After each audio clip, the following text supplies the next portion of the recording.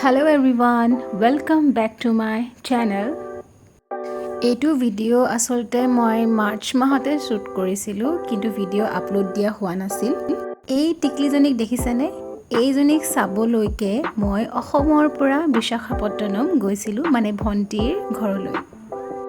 আৰু তাত থকাৰ মাজতে আমি সকলো ফুৰিবলৈ গৈছিলো ৰাম নাৰায়ণম মন্দিৰ। এই মন্দিৰটোৰ কথা সকলোৱে শুনিছেই চাগে। This is a very spiritually themed and massive construction মন্দিৰ যেটো এটা থিমত বনোৱা হৈছে মানে লৰ্ড ৰামাৰ বো আৰু এৰো এডালৰ কনসেপ্টত বনোৱা হৈছে বিৰাট ধুনীয়া। আৰু আমাৰ এই টিকলিৰ এইটো ফাৰ্ষ্ট এভাৰ জাৰ্নি বুলি ক'ব পাৰি। তাই মানে জন্ম হোৱাৰ পাছতে ইমান দূৰ ইমান ধুনীয়াকৈ তাই প্ৰথম এইটো জাৰ্নি কৰিছিলে। আৰু এই অকমানিজনীৰ সেইখিনি সময়ত তাই বয়স আছিল 2.5 মান্থছ।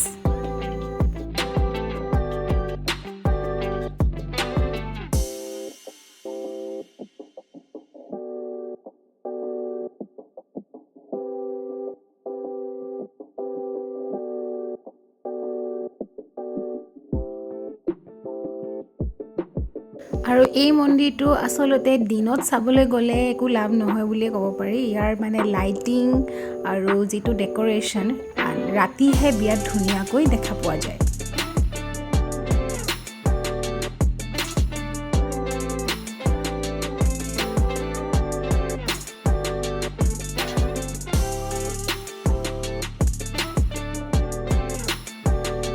আৰু এনেকে আমি মন্দিৰৰ এটা সাইডৰ এন্ট্ৰেন্সেদি আমি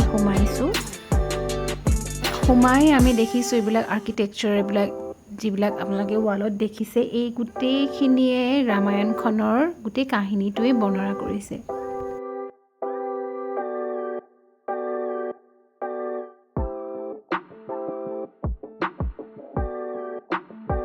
And the most important part ইয়াৰ পাছতে যেটো ওলাব এটো মই ভয়েস ওভাৰ নকৰো আপোনালোকে শুনিব আৰু অলপ চাব গুজ বাম্পছ উঠি গৈছিল মানে।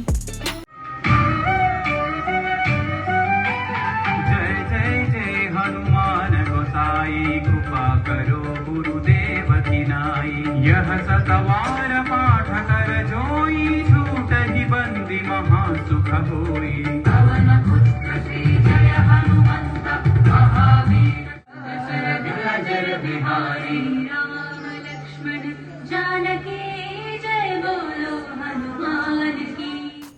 এই যে আপোনালোকে ভিডিওটো চালে এইটোৱে হৈছে লেজাৰ শ্ব' অন আ মূৰ্তি অফ হনুমান। আৰু মানে ইয়াতে গোটেই হনুমান চালিচাখন মানে ধুনীয়াকৈ গায় আৰু লেজাৰ শ্ব' দেখুৱায়। আৰু এই শ্ব'টো চাবলৈকে কিমান দূৰৰ পৰা যে মানুহ আহে আৰু সঁচাই বহুত ভাল লগা মানে।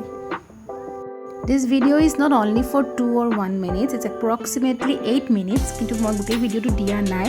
আৰু যদি আপোনালোকে বিচাৰে মই গোটেই ভিডিওটো দি দিব পাৰো।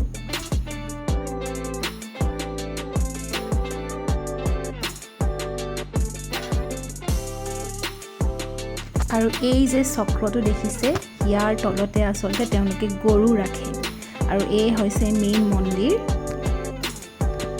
আৰু এইটোৱে হৈছে ৰাতি আন্ধাৰত দেখা ধুনীয়া ৰাম নাৰায়ণম মন্দিৰটো।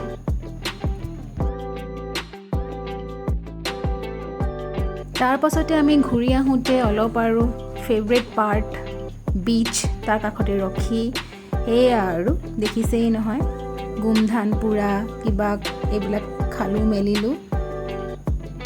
আৰু এইজনী আমাৰ অকমানিজনীও এবাৰ প্ৰথমবাৰ বিচৰ অকমান হাৱা খালে মানে তাইও বহুত এনজয় কৰিলে। ইমানখিনিয়ে আৰু সেই দিনটো গধূলিটো বহুত দেৰিয়ে হৈ গ'ল ঘৰ পাওঁতে।